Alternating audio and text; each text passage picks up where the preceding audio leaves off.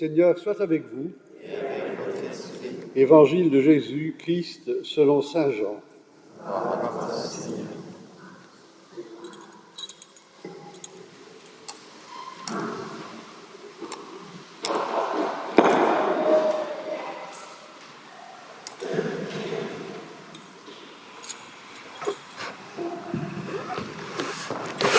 C'était après la mort de Jésus.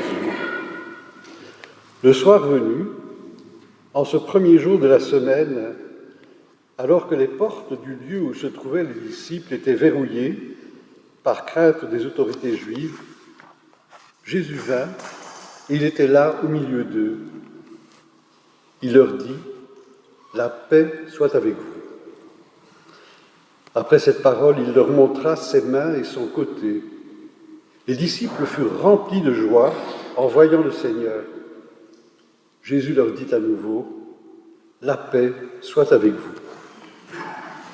De même que le Père m'a envoyé, moi aussi je vous envoie. Ayant ainsi parlé, il souffla sur eux et leur dit « Recevez l'Esprit Saint.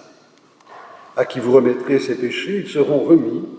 À qui vous maintiendrez ses péchés, ils seront maintenus. » Or, l'un des 12, Thomas, appelé Didyme, c'est-à-dire jumeau, n'était pas avec eux quand Jésus était venu. Les autres disciples lui disaient « Nous avons vu le Seigneur ». Mais il leur déclara « Si je ne vois pas dans ses mains la marque des clous, si je ne mets pas mon doigt dans la marque des clous, si je ne mets pas la main dans son côté, non, je ne croirai pas. » 8 jours plus tard, les disciples se trouvaient de nouveau dans la maison et Thomas était avec eux. Jésus vient alors que les portes étaient verrouillées et il était là, au milieu d'eux. Il dit « La paix soit avec vous ». Puis il dit à Thomas « Avance ton doigt ici et vois mes mains. Avance ta main et mets-la dans mon côté. Cesse d'être incrédule, sois croyant. » Alors Thomas lui dit « Mon Seigneur et mon Dieu. » Jésus lui dit « Parce que tu m'as vu, tu crois. Heureux ceux qui croient sans avoir vu. » Il y a encore beaucoup d'autres signes que Jésus a faits en présence des disciples et qui ne sont pas écrits dans ce livre. Mais ceux-là ont été écrits pour que vous croyiez que Jésus est le Christ, le Fils de Dieu, et pour qu'en croyant, vous ayez la vie en son nom. Acclamons la parole de Dieu.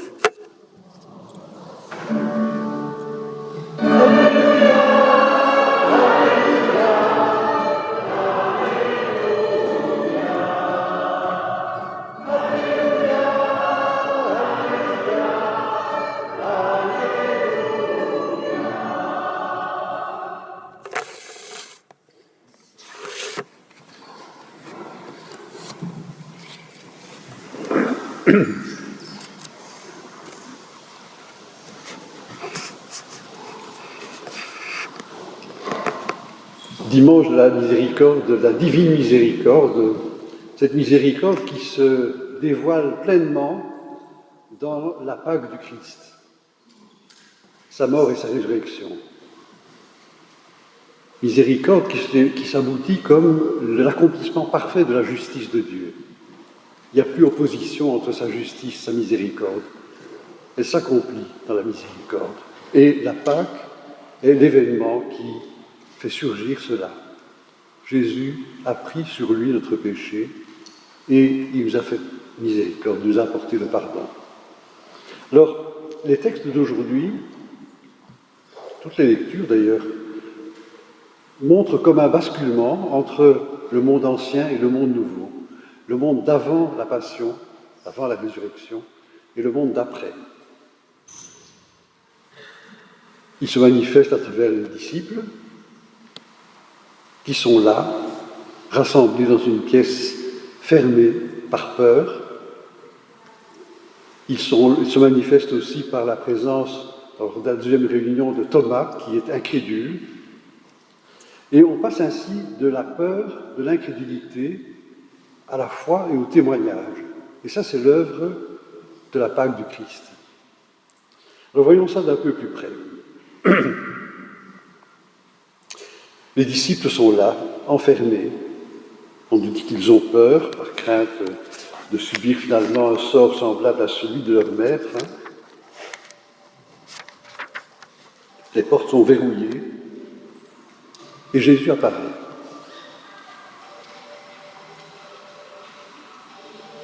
Thomas, lui, n'a pas été présent. On lui raconte ce qui s'est passé, il ne veut pas croire.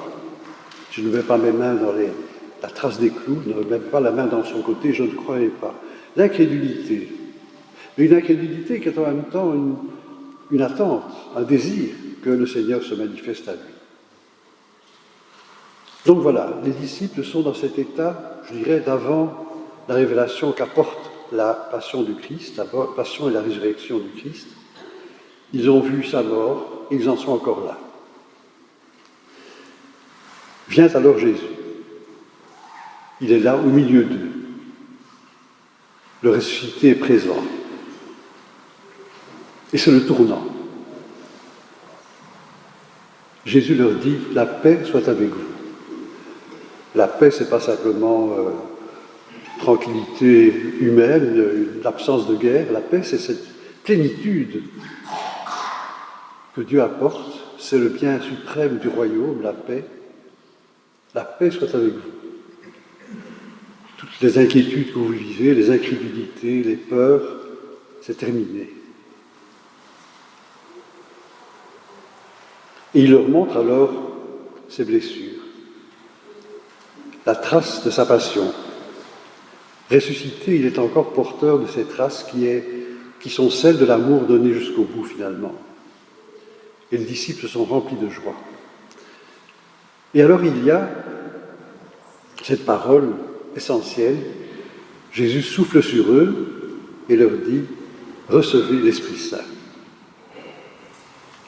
Recevez l'Esprit Saint, l'Esprit qui va rendre vivante finalement cette expérience, qui va permettre aux apôtres, aux disciples de répandre la bonne nouvelle qu'ils ont expérimentée.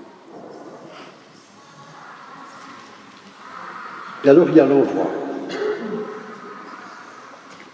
De même que le Père m'a envoyé, dans l'ancienne version on disait « comme le Père m'a envoyé », mais ni l'une ni l'autre n'expriment vraiment le sens des mots qu'emploie l'évangéliste. De même que le Père m'a envoyé, moi aussi je vous envoie. Ce comme je vous ai envoyé, c'est vraiment un terme essentiel. Chez Saint Jean, il apparaît à plusieurs reprises. Rappelez-vous, comme je vous ai aimé, aimez-vous les uns les autres. Comme. Et ce comme, c'est un mot grec un peu particulier qui est composé de deux parties. L'une qui veut dire comme, effectivement, et l'autre qui veut dire à partir de, ou en descendant de. On devrait traduire de même que, et en imitant, en prenant source dans ce que vous avez vécu, de ce que vous avez vu, je vous envoie. C'est compliqué, hein? Autrement dit, ce n'est pas simplement une imitation qui est proposée aux apôtres. Comme le Père m'a envoyé, je vous envoie.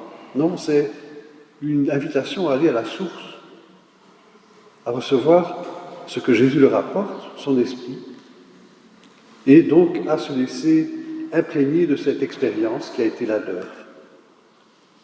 Comme le Père m'a envoyé, moi aussi je vous envoie. Et donc il envoie, il souffle sur eux son esprit.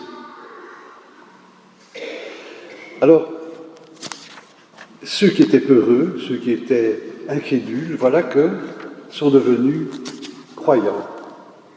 Et le livre des Actes nous montre comment, après cette expérience, après le don de l'Esprit, ils vont être témoins.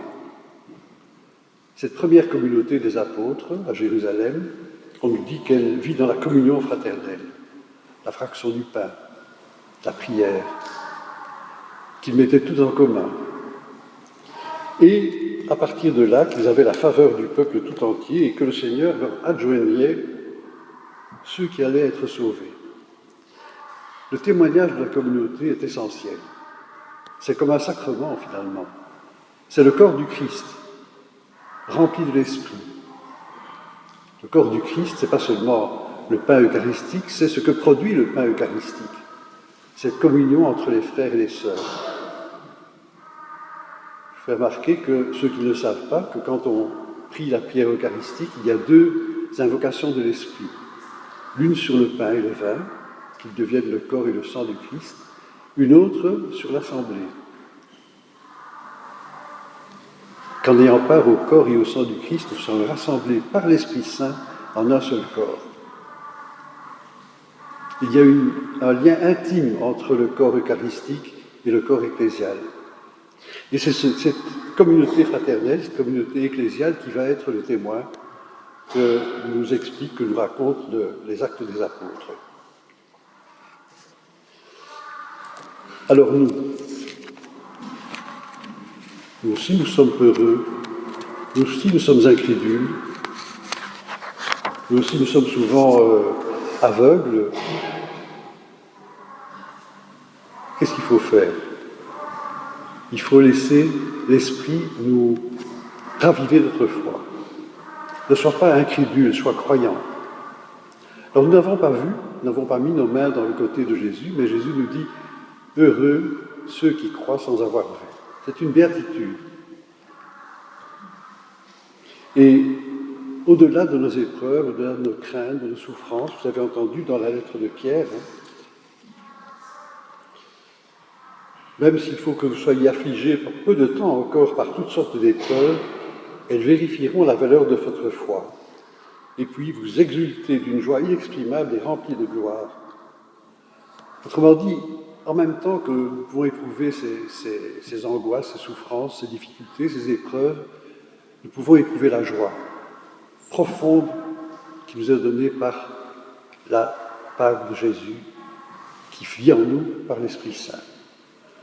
Et c'est ça que nous avons alors à partager, ensemble, comme communauté, comme communion fraternelle. Et le premier signe de ce témoignage, c'est la miséricorde. Miséricorde, un cœur pour la misère des autres. Témoignage suprême de l'amour de Dieu. Le pardon, la miséricorde, le respect. Se mettre à la place de l'autre. Comprendre ses faiblesses, ses limites, comme nous comprenons les nôtres propres. Nous demandons au Seigneur que cette fête de la divine miséricorde ait des fruits en nous, que sa passion, sa résurrection, que nous avons célébrée depuis une semaine, soit à l'œuvre en nous, que son esprit nous transforme et fasse de nous des témoins ensemble.